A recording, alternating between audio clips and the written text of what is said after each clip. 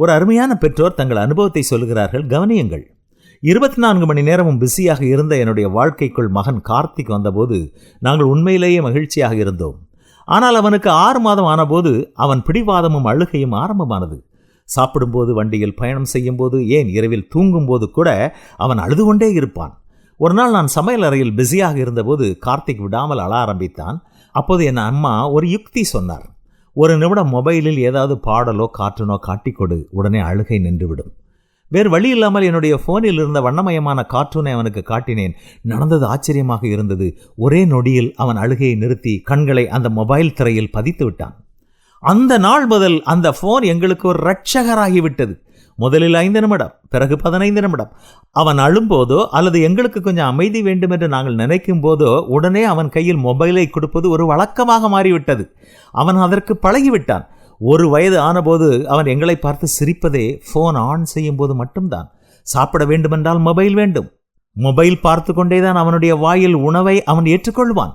வெளியே போய் விளையாடுவதிலும் அவனுக்கு விருப்பமில்லை. மற்ற குழந்தைகள் விளையாடும் போது அவன் ஒரு மூலையில் உட்கார்ந்து மீண்டும் வீட்டிற்கு போய் மொபைல் தான் கேட்பான். 2 வயது கடந்தும் அவன் சரியாக பேசவில்லை. டாட்டா, அம்மா என்பதை தவிர தெளிவாக எதுவுமே சொல்லவில்லை. அவன் கண்களில் ஒருவித மங்கலான பார்வை இருந்தது. டாக்டரை காட்டிய போது எங்களுக்கு பெரிய அதிர்ச்சி காத்திருந்தது. குழந்தைக்கு ஸ்கிரீன் அடிக்ஷன் இருக்கிறது. அவன் வெளி உலகத்துடன் தொடர்பு கொள்ளவில்லை. அவனுடைய பேச்சுத்திறன் வளர்ச்சி தாமதமாக இருப்பதற்கும் இதுதான் காரணம். நீங்கள் கொடுக்கும் மொபைல் அவன் கவனத்தையும் மூளை வளர்ச்சியையும் பாதித்திருக்கிறது என்று டாக்டர் கடுமையாக சொன்னார். நாங்கள் ஒருவரை ஒருவர் பார்த்து கொண்டோம்.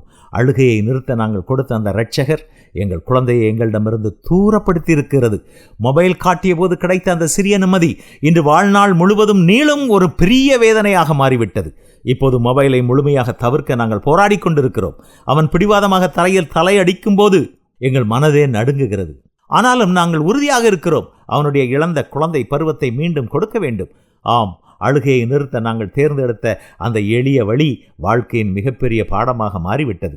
குழந்தையின் எதிர்காலத்தை இழக்கச் செய்யும் எந்த எளிய வழியும் நல்லதல்ல. இது ஒரு அனுபவம். யாருக்கும் இது நடக்காதிருக்கட்டும். இன்றைய பிஸியான உலகில் மக்கள் செய்யும் மிகப்பெரிய தவறு இது. இதோ பிள்ளைகள் கர்த்தரால் வரும் சுதந்திரம், கற்பத்தின் கனி அவரால் கிடைக்கும் பலன் என்று பரிசுத்த வேதம் நமக்கு கற்றுத்தருகிறது.